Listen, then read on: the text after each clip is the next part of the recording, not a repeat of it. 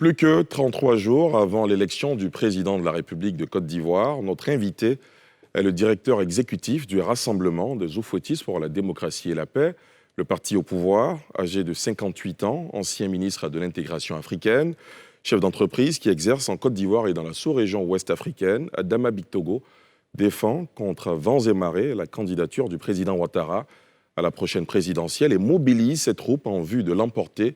Les enjeux de cette candidature, la santé de son parti, le RHDP, sa lecture de la situation socio-politique actuelle du pays, les projets et les idées du RHDP pour la Côte d'Ivoire. Adama Bictogo les évoque ce soir sans réserve sur NCI. Monsieur le ministre Adama Bictogo, bonsoir. Bonsoir. Merci d'avoir accepté notre invitation.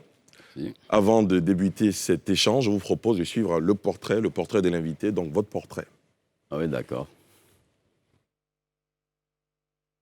Né le 14 décembre 1962 à Agboville, dans le sud ivoirien, Adama Bictogo, député, est le directeur exécutif du Rassemblement des Oufouettistes pour la démocratie et la paix, RHDP. Auparavant, il a occupé plusieurs postes au sein du Rassemblement des Républicains, RDR, notamment secrétaire national chargé des relations avec les politiques, secrétaire général adjoint, puis vice-président du parti. Dans l'administration ivoirienne, cet homme d'affaires a occupé également plusieurs postes, entre autres conseiller spécial du ministre d'État, ministre de l'Agriculture, conseiller spécial à la primature en charge de la diplomatie et des relations avec les institutions internationales, ministre de l'intégration africaine. Adama Bictogo, surnommé le Diamant Noir, connu pour son franc-parler, est le 4e invité de l'émission Sans réserve. Répondra-t-il sans réserve ?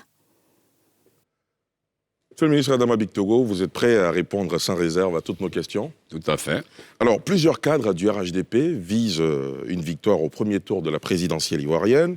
Qu'est-ce qui justifie un tel optimisme que certains observateurs qualifient d'excès de confiance? Merci de nous donner l'opportunité de présenter notre parti dans toutes ses composantes. Mais je voudrais dire que nos cadres ne versent pas dans l'autosatisfaction. C'est ni la vision ni les principes de notre président Alassane Ouattara qui, en permanence, nous a inscrits dans les principes de l'ambition renouvelée. Pour nous, chaque pas, chaque jour est un défi, parce que notre défi au quotidien, c'est de répondre aux attentes des Ivoiriens. Ceci étant, nous savions que, pour nous, une compétition est une compétition. Depuis la mise en place, en janvier 2019, du RHDP, nous nous sommes attelés à installer donc le RHDP sur l'ensemble du territoire. Nous avons donc réussi un maillage qui nous permet aujourd'hui de disposer de 9 321 sections, dont chaque section contient 10 comités de base. Et aujourd'hui, on peut, dans notre fichier, disposer de pas moins de 2 millions de militants. Ce sont donc autant, non seulement l'engagement de nos cadres, de nos coordonnateurs régionaux, sous-préfectoraux, délégués communaux, jusqu'à la base, qui occupent le terrain au quotidien. Et je crois que tous les Ivoiriens le voient. En clair, c'est sur l'organisation que vous comptez. Sur l'organisation, sur la qualité des hommes et des femmes et des jeunes. Parce que nous avons des hommes de qualité, des femmes de qualité, des jeunes d'expérience, et qui, surtout, au quotidien, écoutent les Ivoiriens. Vous savez, en 2018, le président Alassane Ouattara, après avoir réussi donc à remonter la Côte d'Ivoire à travers donc une politique macroéconomique, a considéré à un moment donné qu'il était bon d'aller à nouveau écouter les Ivoiriens. Donc nous sommes allés à mi-mandat en 2018 et la plupart de nos candidats ont gagné. C'est pour cela qu'aujourd'hui nous disposions donc d'environ 153 députés, 142 maires, de 22 régions sur 31.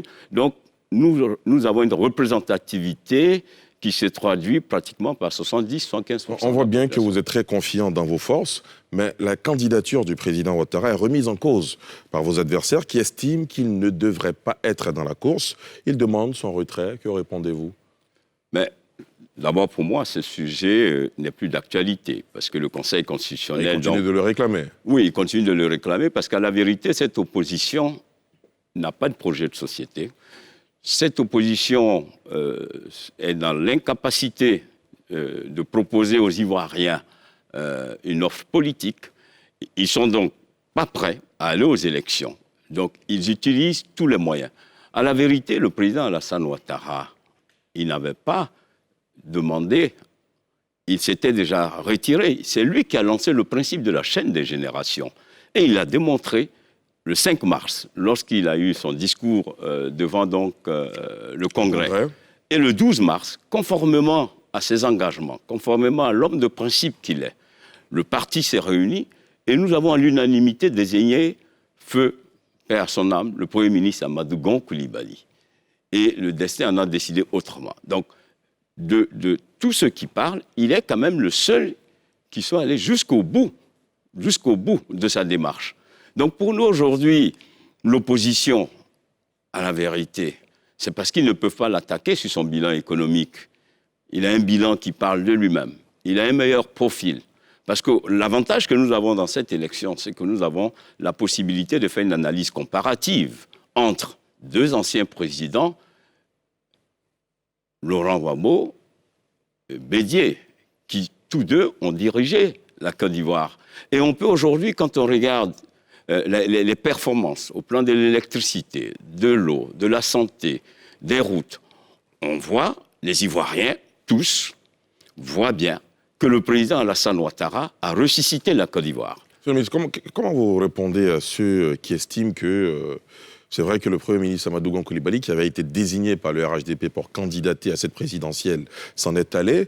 Au RHDP, à part le Premier ministre Amadou Gon Coulibaly, il n'y avait pas d'autres cadres jeunes qui pourraient constituer ce renouvellement de génération, notamment vous ou d'autres cadres? Non, il y a des cadres, mais vous savez, une présidentielle, elle se prépare. Elle n'est pas toute compétence. La compétence ne vaut que par l'enjeu et le contexte. L'enjeu, c'était le présidentiel. Le Premier ministre Amadou Gon Coulibaly a été préparé aussi bien moralement, aussi bien dans la conduite des affaires de l'État. D'ailleurs, on se rend bien compte que beaucoup de présidents qui n'ont pas été préparés pour mener à bien cette mission n'ont pas su répondre aux attentes des Ivoiriens et des populations. Ici, aujourd'hui, le président Alassane Ouattara, qui a des principes, a donc élaboré un profil. Le Premier ministre Amadou Gon, pendant des années, effectivement, obéissait à ces principes, à ce profil qui a été défini. Il y a des compétences diverses, mais le Premier ministre Amadou Gon s'en est allé le 8 juillet. Le 16 juillet, déjà, il fallait commencer le parrainage. On avait donc une semaine pour désigner un candidat pour permettre donc aux militants, aux sympathisants de pouvoir donc remplir les fiches. Et puis, il faut dire que le Premier ministre Amadou Gon a participé dans la conception, dans la construction, aux côtés du président Alassane Ouattara, pendant toutes ces années, à offrir à la Côte d'Ivoire la stabilité, la paix et les performances économiques qui profitent à l'ensemble des Ivoiriens. Cette performance économique qui profite aux Ivoiriens ne profite pas qu'aux militants RHDP. Il profite aussi bien à l'Ivoirien, qu'il soit FPI, PDCI, RHDP, parce que l'essentiel pour nous, RHDP, pour le président Alassane Ouattara, c'est comment il a chaque jour, c'est un défi pour lui chaque jour, de s'assurer que les Ivoiriens bénéficient de la croissance économique. Et donc aujourd'hui, pour nous, le choix du président Alassane Ouattara, mais c'est un choix délibéré de l'ensemble de tous les cadres. Ce n'est pas qu'il n'y ait pas de compétences, mais nous, pour la Côte d'Ivoire, nous avions pensé qu'il était bon que la Côte d'Ivoire maintienne le cap, que nous puissions préserver cette stabilité et cette paix, qui sont des éléments fondamentaux à la dynamique déjà engagée par le président Alassane Ouattara. On entend dire qu'il y a des dissensions, des guerres de clans qui couvent au sein du RHDP, vrai ou faux, monsieur le ministre, sans réserve? Non, il n'y a pas de guerre de clans. Vous savez, la force que nous avons, le président Alassane Ouattara est d'abord le catalyseur de toutes nos ambitions. Mais il est en même temps le ciment. Le jour où le président Ouattara n'est pas là, donc? Non, mais pourquoi vous voulez qu'il ne soit pas là? Pour l'heure, je pense que le président Alassane Ouattara est en train de construire. Et puis nous sommes une équipe, nous sommes une famille. Ça fait quand même près de 26 ans que nous sommes à ses côtés. Et puis, ce qu'il y a de formidable, l'une des forces du président Alassane Ouattara, et aujourd'hui, ceux qui ont permis que le RHDP se mette en place, de sensibilité autre que le RDA, qui aujourd'hui côtoie le président Alassane Ouattara, découvrent qu'avec lui, on bénéficie de deux choses. Il délègue parce qu'il fait confiance et il communique beaucoup. Avec chacun de nous, il a une communication particulière et il se préoccupe de la famille en permanence. Nous avons constitué une famille. Nous sommes partis d'un groupement. Ensuite, nous sommes partis de différentes sensibilités. On est passé d'une situation de juxtaposition de partis à une unité d'action, à une harmonisation. Et cela sous la houlette du président Alassane Ouattara. Mais je peux vous garantir que ce qui nous unit est essentiel. Nous avons une communauté de valeurs que nous partageons. Et cette communauté de valeurs met en avant l'intérêt général. Et tant que l'intérêt général est en avant, c'est cette promotion de l'intérêt général qui habite l'ensemble des cadres du RHDP. C'est pour cela que nous irons très loin, parce que pour nous, nous avons un seul devoir, servir la Côte d'Ivoire. Très bien. Alors, l'opposition mène tout en œuvre pour s'unir. Henri Konan Bédié, Pascal Afin-Guessant, Guillaume Soro, Mamadou Koulibaly, Mabry Touakeu, Assoadou, tous essaient de parler d'une même voix. Cela inquiète-t-il le RHDP ? Je vois bien que vous dites qu'ils essaient de parler d'une même voix. Ça veut dire qu'ils ne parlent pas d'une même voix. Un jour père, il y a un qui veut aller aux élections. Un jour impair, il y a d'autres qui ne veulent pas aller aux élections. Je crois que l'opposition a un problème de positionnement. Il y a une opposition qui vocifère à Paris. Il y a une opposition qui cherche ses marques ici, parce qu'on a vu une désobéissance qui s'apparentait à un désert. On a vu une mobilisation éclatée où il y avait à peine 10 gus par commune. Je crois qu'ils sont inaudibles. C'est une opposition qui n'a pas écouté les Ivoiriens et qui n'écoute pas les Ivoiriens. La majorité des Ivoiriens ont besoin de paix et de stabilité. Nous venons de la visite d'État dans la Maraoué. Cette ferveur, on peut tricher avec tout. Vous pouvez transporter des gens. Mais ce que vous ne pouvez pas imposer aux gens, c'est l'expression, c'est l'émotion. Et on a vu cette émotion, cette ferveur d'Ivoiriens. Et on s'est rendu compte qu'en fait, il y avait des Ivoiriens heureux de voir Alassane Ouattara, heureux de voir un homme qui, au-delà de toute considération ethnique, religieuse, régionale, avait un seul objectif, l'épanouissement et le bonheur des Ivoiriens. L'opposition ivoirienne exige aussi la dissolution de la CEI, du Conseil constitutionnel. Cela est-il envisageable, selon vous ? Vous savez, comme je disais tout à l'heure, elle est incohérente, cette opposition. Pourquoi ? La commission électorale, elle est née en 2010. On a tous convenu qu'il fallait mettre en place une commission électorale. Aujourd'hui, cette commission électorale, mais la commission électorale ne fait pas gagner une élection. Ce sont les 6 Ivoiriens qui font gagner l'élection. Je crois que cette opposition ne respecte pas les Ivoiriens. Nous, on a du respect pour les Ivoiriens. Et je vais vous donner un exemple. Lorsqu'il y a eu les élections locales, près de 80 députés se sont fait élire sans avoir de représentants à la commission électorale. On n'a pas besoin d'être à la commission électorale pour se faire élire. Le président Babou, en 2010, a fait partie Mambé. Et celui qui est venu, c'était Youssouf Bakayoko, issu du PDCI. Mais le président Bédié est arrivé 3e. Le président Babou a perdu les élections. Qu'on arrête de vendre, de tricher avec les Ivoiriens. L'opposition triche avec les Ivoiriens. Et pour masquer son incapacité à mobiliser, pour montrer son incapacité à gagner cette élection, ils veulent donc mettre en avant la commission électorale. Ils veulent discréditer cette commission électorale qui a fait un parcours sans faute jusqu'à ce jour. Adama Bictogo, Guillaume Soro dernièrement a indiqué qu'il n'y aura pas d'élection présidentielle à la date du 31 octobre. Il réclame d'être réintégré dans la course à la présidentielle en se fondant notamment sur une décision de la Cour africaine des droits de l'homme et des peuples. Commentaire, analyse ? D'abord, avec Guillaume Soro, naît en Côte d'Ivoire l'inversion de l'échelle des valeurs. Je pense que c'est quelqu'un qui est... Où voulez-vous en venir ? Oui, je veux simplement dire qu'il est l'essence même du négationnisme de la Côte d'Ivoire. Il n'a pas donc la maturité, le sens de la responsabilité pour vraiment avoir des ambitions. Je l'ai écouté, je l'ai vu s'exprimer. Je ne ferai pas de commentaires parce que Guillaume Soro, lorsqu'il parle de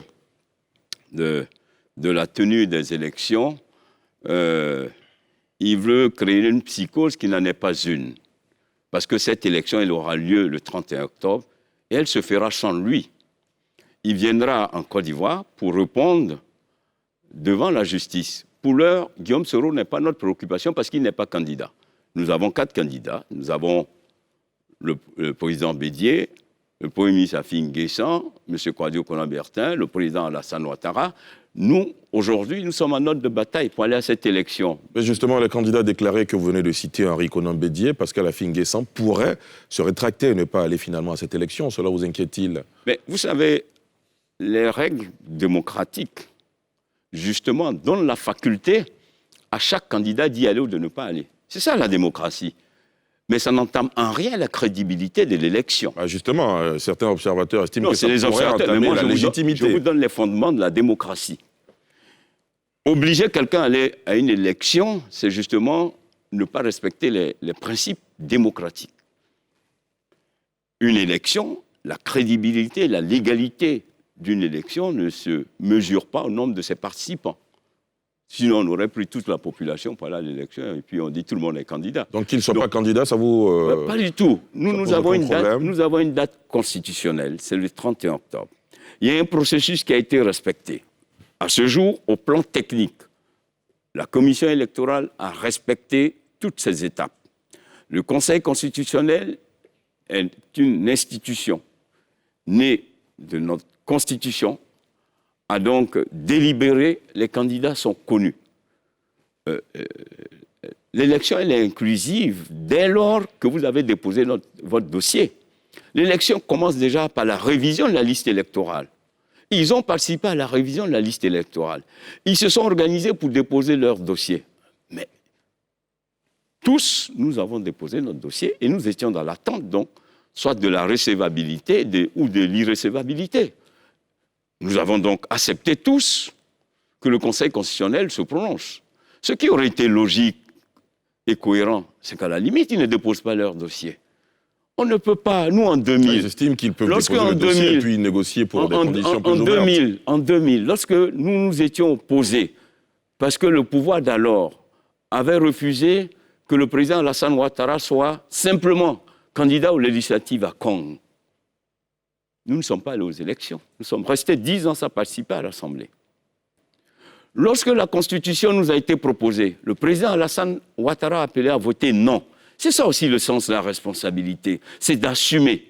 On ne peut pas en 2016, parce que le président Bédié avait d'autres intérêts personnels, parce que le sieur Guillaume Soro avait donc des intérêts personnels, ont tous voté, appelé à voter oui.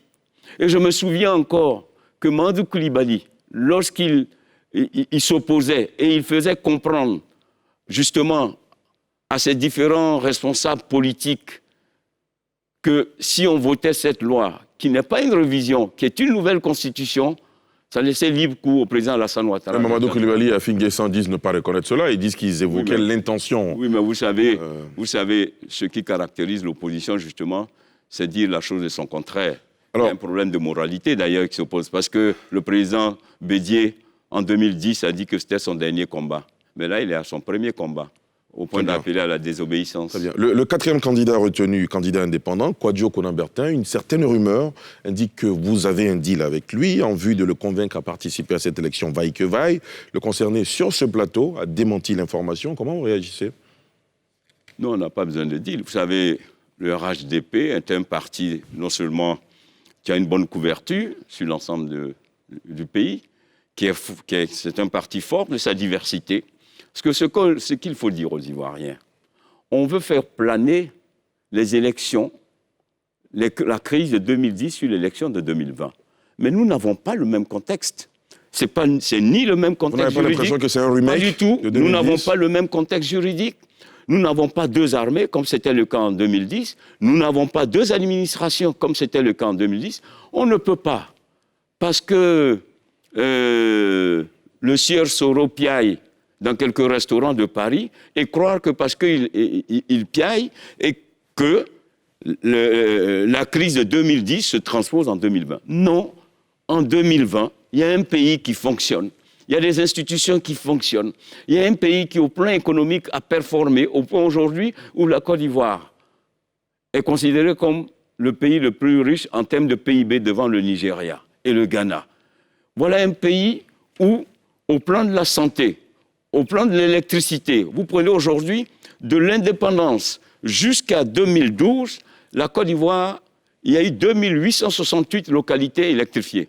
De 2012 à 2020, il y a eu 2500 localités électrifiées. C'est-à-dire qu'en 9 ans, en termes de ratio, le président Alassane Ouattara a excellé dans certains domaines plus qu'en 30 ans. Donc pour vous, en aucun cas, il n'y aura de transition en Côte d'Ivoire? Mais non. Vous en avez l'assurance?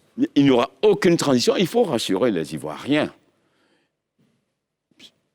Il peut y avoir des tentatives, des foyers de tension, comme on l'a connu à Bonois, on l'a connu à Daoukro, Divo notamment. à Divo. Mais c'est normal, je veux dire, il existe quand même une opposition, même s'il représente 5-10%. C'est une minorité bruyante. Parce qu'à la vérité, elle est incapable de convaincre les Ivoiriens. Quelle est cette opposition qui, depuis des années, ne parle que du président? Quand ce n'est pas du président Alassane Ouattara, c'est de la réconciliation. De quelle réconciliation parle-t-il? Justement, vous avez le sentiment que les Ivoiriens sont réconciliés, qu'il n'y a pas de problème à ce niveau? Bien sûr, parce que ces opposants, ils ne marchent que pour leurs propres intérêts. Il n'y a aucune promotion de l'intérêt général. Les préoccupations des Ivoiriens ne sont pas au centre de leur projet. Je pense, aujourd'hui, dites-moi, qu'est-ce qui peut fonder le choix d'un des candidats de l'opposition? Alors, dernièrement, Yamoussoukro Henri Konan Bédia a expliqué, a présenté quelques bribes de son programme de société pour cette présidentielle. Pascal Affi-N'Guessan a publié un livre dernièrement dans lequel il y a son programme également. Donc, il y a quand même des programmes. Vous savez, le président Bédier a quand même dirigé. Il a eu 7 ans. Je ne pense pas que beaucoup d'Ivoiriens se souviennent de ce qu'il a réalisé en 7 ans. Vous savez, la langue indélébile. C'est le même président Bédier qui a dit « le 3e pont vaut un mandat ». Il y a la reconnaissance, non seulement de l'équation personnelle du président Alassane Ouattara, parce que c'est par son leadership que la Côte d'Ivoire a pu mobiliser toutes ses ressources. Parce que, vous savez, mobiliser des ressources, un pays peut être riche, mais tout dépend du leader, des dirigeants. Quand vous n'incarnez pas la confiance, et aujourd'hui, la chance de la Côte d'Ivoire, c'est que le président Alassane Ouattara bénéficie de la confiance de toutes les institutions, de tous les pays de l'étranger, tous nos partenaires. C'est vrai, ils vont faire des programmes. Mais je dis, quand on a échoué, je ne vois pas comment on peut revenir proposer un programme qui peut rassurer les Ivoiriens. Très bien. Parlant d'institutions, Monsieur le Ministre, dernièrement, le représentant spécial du secrétaire général et chef du bureau des Nations Unies pour l'Afrique de l'Ouest et le Sahel, Ibn Chambas, a échangé avec le président de la République, les institutions, les partis politiques, l'opposition ivoirienne. Il a évoqué la nécessité d'un processus consensuel. Vous l'avez rencontré aussi. Au stade où on en est, la discussion est-elle toujours possible avec l'opposition ? Non, je pense que ce qu'il faut retenir de son passage, il y a 2 choses. Déjà, vous disiez tout à l'heure qu'il nous reste 33 jours pour aller aux élections. Mais la communauté internationale ne peut pas s'opposer à une décision du Conseil constitutionnel. Sinon, c'est une atteinte à la souveraineté de la Côte d'Ivoire. En matière de droit, je ne suis pas un juriste. Mais je veux dire, les recours, il faut avoir épuisé les recours internes avant de saisir la communauté internationale. J'ai vu que certains candidats ont saisi la Cour africaine des droits de l'homme. Mais qui a donné d'ailleurs une décision en faveur de l'ex-président Laurent Gbagbo. Oui, c'est une recommandation. Vous savez, il n'y a pas une primauté des décisions de la Cour des droits sur la Constitution ivoirienne.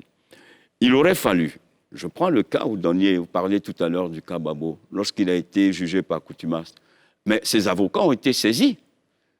Ils n'ont pas interjeté appel. Donc la décision est exécutoire. Imaginez que chaque Ivoirien, parce que vous êtes en litige sur un terrain, vous saisissez la Cour de droit. Tel est un litige, vous saisissez la Cour de droit. Mais à la vérité, c'est une faillite de l'État. Si nos institutions, les Ivoiriens ne peuvent pas, par nos institutions, avoir des résultats, il y a un problème. On ne peut pas tous se lever, aller vers la Cour des droits. Le désordre va s'installer. C'est pour cela que le président Alassane Ouattara répète, il faut faire confiance à nos institutions. Nous avons quand même des juristes de grandes compétences. On ne peut pas aujourd'hui remettre en cause la compétence de nos juristes. Ce sont ces mêmes juristes qui ont travaillé à leur côté lorsqu'ils étaient aux affaires, lorsqu'ils ont occupé les grandes fonctions en Côte d'Ivoire. Comment subitement ils peuvent considérer que tous ces juristes sont incompétents? Moi, je pense qu'un principe de souveraineté, il faut s'en tenir à la décision du Conseil constitutionnel. Pour nous, la décision du Conseil constitutionnel s'impose à nous. Pour revenir donc à M. Chambas, je disais que l'ONU, la communauté internationale ne s'oppose jamais à une décision d'une institution dès lors que le pays fonctionne. En l'état, la Côte d'Ivoire fonctionne. Chacun de nous fonctionne à partir des institutions. Les fondements de notre vie quotidienne, le fondement de nos activités, mais ça repose sur la Cour de cassation, la Cour des comptes, le parquet. Mais ce sont ces institutions qui nous font vivre depuis des années. Mais on ne peut pas aujourd'hui remettre en cause toutes ces institutions. Donc, c'est clair, c'est net, le pays n'est pas en faillite. Le pays a toute son intégrité. Les institutions ne sont pas en faillite. Pourquoi on ait recours? Parce que ce qui se passe, on veut nous ramener en 2010. Mais en 2010, on était régi par un accord qui prend sa source dans l'accord de Marcoussis depuis 2003. Donc, à la vérité, il y avait une prééminence des accords que nous avons signés nous-mêmes. Et en 2020, ce n'est pas le cas? Non, ce n'est pas le cas. Nous ne sommes pas en faillite. En 2003, nous étions en faillite. Le pays était divisé. Donc, c'était normal. Ce sont les accords. Et c'est ce qui nous amène d'ailleurs aux élections de 2010. Lorsqu'il y a eu un certificateur avec M. Choi. Mais parce que les accords imposaient que la décision du Conseil constitutionnel pouvait être validée ou invalidée par le certificateur et que la décision finale relevait donc du certificateur. Donc de la certification qui allait être faite. Donc on n'a pas la même situation aujourd'hui. Aujourd'hui, on a un pays qui est aux normes, qui fonctionne. Adama Bictogo, le RHDP réclame, s'enorgueillit même d'un bilan inattaquable. Que répondez-vous à ceux qui estiment que c'est de l'autosatisfaction? C'est surestimé, ce bilan? Non, nous ne versons pas dans l'autosatisfaction. Je disais tantôt, nous faisons une analyse comparative. Il faut reconnaître que lorsque nous arrivions en 2011, la Côte d'Ivoire était au sous-sol en termes d'économie. Nous étions au bord donc de la faillite. Le président a ressuscité la Côte d'Ivoire. Nous sommes passés d'un budget de 3 000 milliards après aujourd'hui 8 000. Donc je veux dire, il y a eu des progrès. Ce que nous disons au sein du RHDP, beaucoup a été fait. Mais les attentes des Ivoiriens sont encore plus fortes. C'est pour cela que cette dynamique des performances doit se poursuivre dans la stabilité et dans la paix. Mais cela se fait avec des hommes, mais surtout avec un leader. Et nous pensons que le président Alassane Ouattara est l'homme qu'il faut, là où il faut. Nous ne sommes pas... Nous sommes très humbles. Nous apprenons de nos erreurs. Nous savons que nous avons réalisé, certes, des performances, mais qu'au regard des attentes, il y a des choses à améliorer. Il y a des choses à améliorer, il y a des choses à faire. Et nous sommes vraiment habités par l'humilité. C'est pour cela que nous sommes au quotidien, aux côtés des populations. Vous voyez là, il y a la ministre Annou Loto qui est là. Elle est tout le temps dans le cavalier.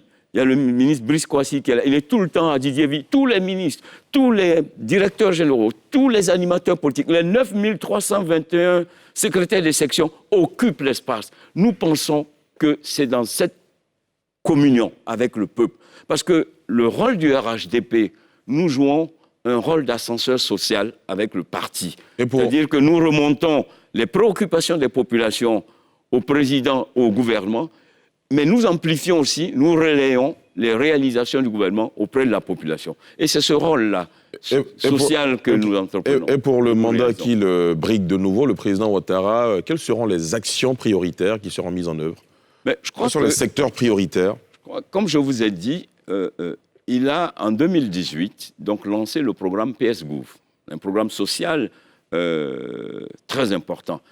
En effet, après avoir réalisé donc, sa politique macroéconomique par la réalisation des grandes infrastructures qui permettent normalement de de donner du travail aux jeunes, de permettre aux sous-traitants, aux PME, donc de se réaliser. Aujourd'hui, la politique qu'il souhaite renforcer, le ministre d'État, secrétaire général de la présidence, s'est rendu au Vietnam, en Chine, nous-mêmes. Avec le patronat, nous avons été en Chine, en Russie, en Turquie avec le président, parce que ces pays émergents, qu'est-ce que nous avons constaté? C'est la force de leurs ouvriers qualifiés. Et donc, il y a une chose que le président va renforcer, c'est la formation professionnelle. Parce qu'aujourd'hui, la Côte d'Ivoire a besoin non seulement de renforcer la formation professionnelle, et ça, c'est tout le principe de l'employabilité. Créer une adéquation entre la formation et l'offre d'emploi des sociétés. Il a donc mis en place une convention pour qu'il y ait ces rencontres entre le patronat et le gouvernement. Les objectifs, c'est clair, c'est l'industrialisation.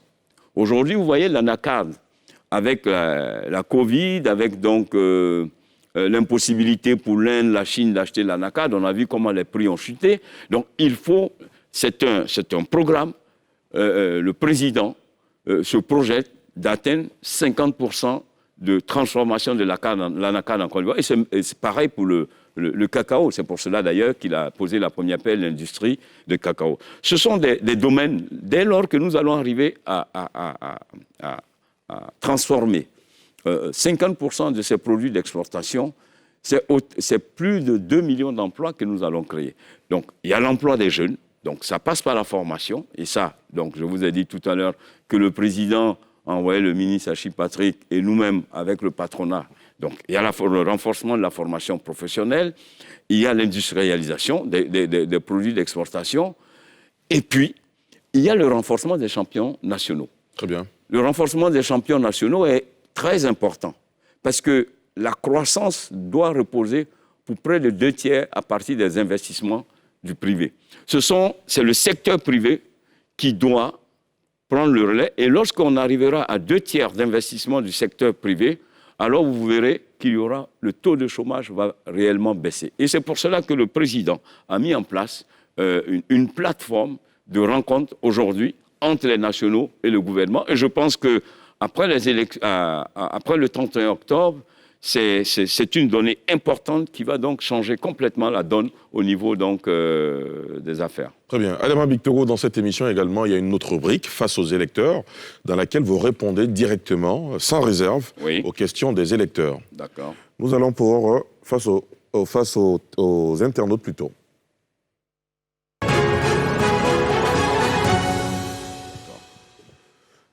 Première question des internautes. Êtes-vous un homme d'affaires ou un homme politique? Les affaires et la politique font-elles bon ménage? Une question de Nazer Kouassi. Oui, merci. C'est sûr que c'est deux mondes différents.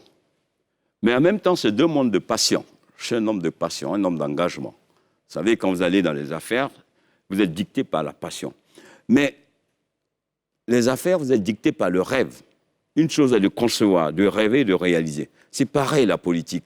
On rêve, on se projette parce qu'on veut réaliser pour le bien-être de sa population. C'est pareil.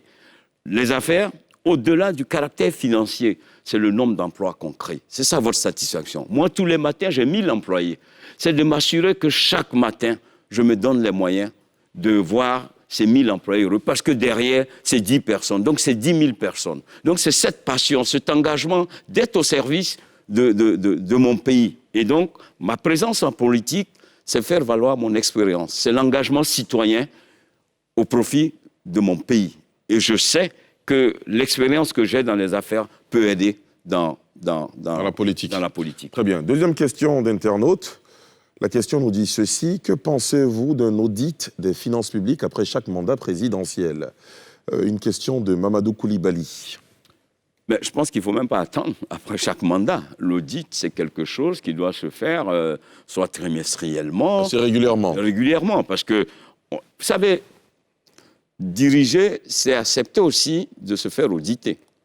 On ne peut pas être parfait partout, donc c'est normal, et puis même ça aide. Vous savez, à mi-chemin, vous devez toujours vous assurer, par des systèmes d'évaluation, L'évaluation, ça passe par l'audit, mais ça passe même par des évaluations. Et je vois que le gouvernement, pratiquement, chaque trimestre, avait un séminaire gouvernemental. Donc, pouvoir, à partir donc, des programmes, parce qu'il y a une projection, il y a l'exécution, s'assurer de l'état d'exécution, l'état d'avancement, et s'assurer qu'il y a une adéquation entre l'allocation du budget et la réalisation des projets. C'est ça qui est important. Aujourd'hui, donc, je suis d'accord avec cette question, mais il ne faut pas attendre la fin du mandat, parce que nous devons répondre de tous nos actes devant le peuple de Côte d'Ivoire. Donc, c'est l'argent du contribuable. Cet argent doit être utilisé au profit du peuple de Côte d'Ivoire. Et c'est ce que le gouvernement fait, et c'est un des engagements forts du président Alassane Ouattara. Très bien. Troisième question d'internaute. Au pas de course, l'État vous a confié la réhabilitation d'hôpitaux publics pour 8 mois d'exécution des travaux. 2 ans après, la livraison se fait-elle attendre? Sylvie Seydou. Oui, là, on sort de la politique, on vient dans le monde du business. Tout à fait. Mais je voudrais simplement dire que parfois, pas que la Côte d'Ivoire, on pêche parfois au niveau des études de la réhabilitation des hôpitaux. Ce qui s'est passé, lorsqu'on nous a donné le cahier de charges, on s'est rendu compte que réhabiliter à l'identique, on ne respectait pas le parcours du patient.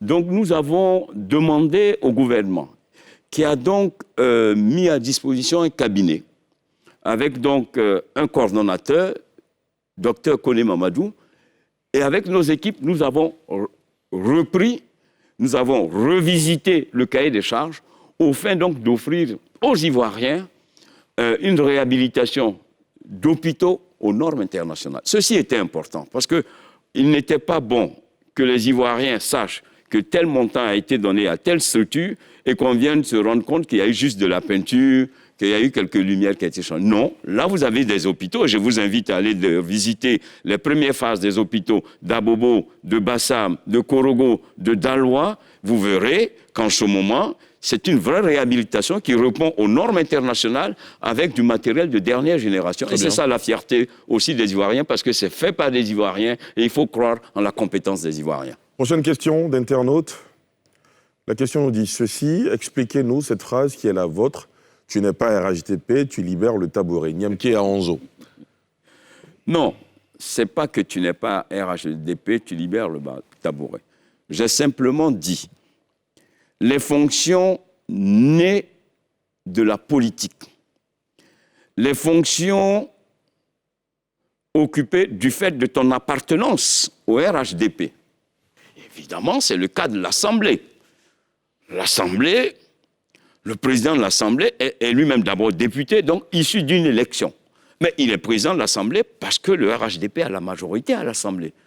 Donc c'est une logique. Dès lors que vous ne vous reconnaissez pas dans le RHDP, dans son idéologie, mais tout naturellement, vous libérez le tabouret. Ça me paraît tellement logique. Et c'est pareil pour tout ce qui est politique. Mais je ne veux pas le dire pour quelqu'un qui est DG d'une banque, pour quelqu'un qui est des... Non, ce n'est pas de cela qu'il s'agit. Je suis resté dans le cadre purement politique. Très bien. Prochaine question d'internaute. La question nous dit ceci. Vous avez été cité dans le scandale des déchets toxiques. Expliquez-nous ce qui s'est passé. C'est une question de Jean-Paul Begreffo. Parfait. J'ai été cité, mais à la vérité, les Ivoiriens n'ont jamais eu la possibilité de le dire. Dites-nous aujourd'hui, sans réserve. Sans réserve. Je ne connais pas ce dossier. Je n'ai jamais été concerné par ce dossier. Je vais vous dire, tout simplement. Un soir, M. Cheikh Koné et un monsieur... En tout cas, ils étaient une équipe, m'approchent. Compte tenu de mes relations fraternelles avec le ministre Tagro, ils avaient donc reçu un montant pour indemniser les victimes. Ce montant était logé à la Société Générale. Mais le ministre Tagro refusait parce qu'il était inquiet. Il avait peur que ce montant n'arrive pas au destinataire.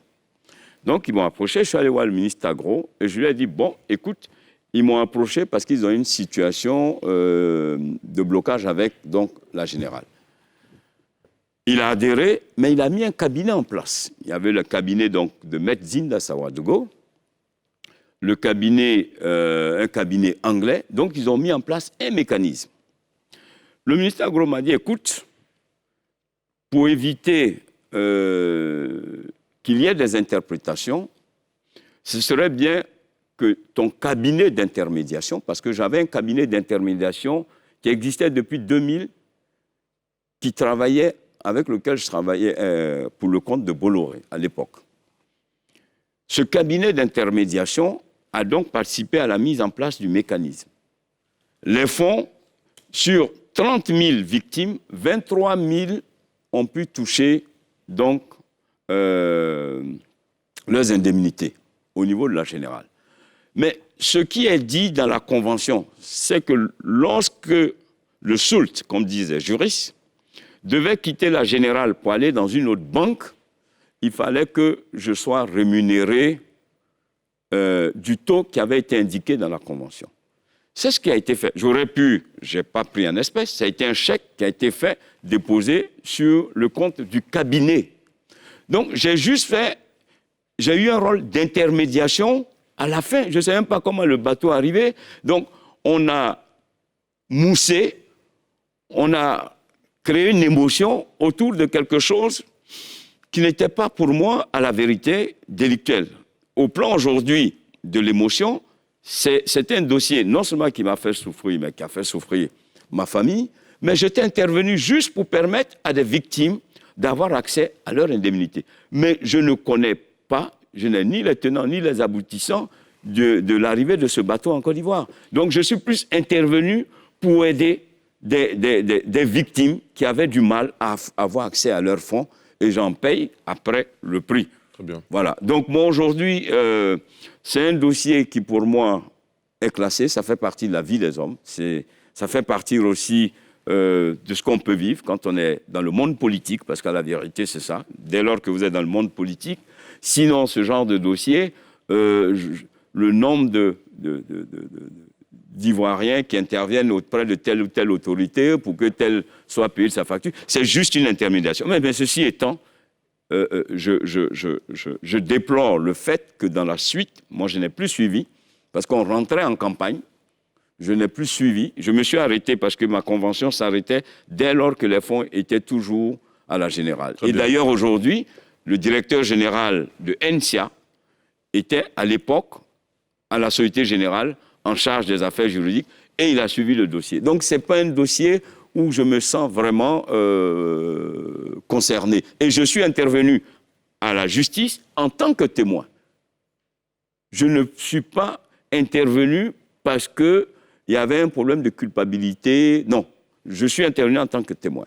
On vous a bien compris. Je suis obligé de vous arrêter parce que nous sommes au terme de cette émission sans réserve. Merci infiniment à vous, Adama Bictogo. Est-ce que vous avez le sentiment de nous avoir répondu sans réserve?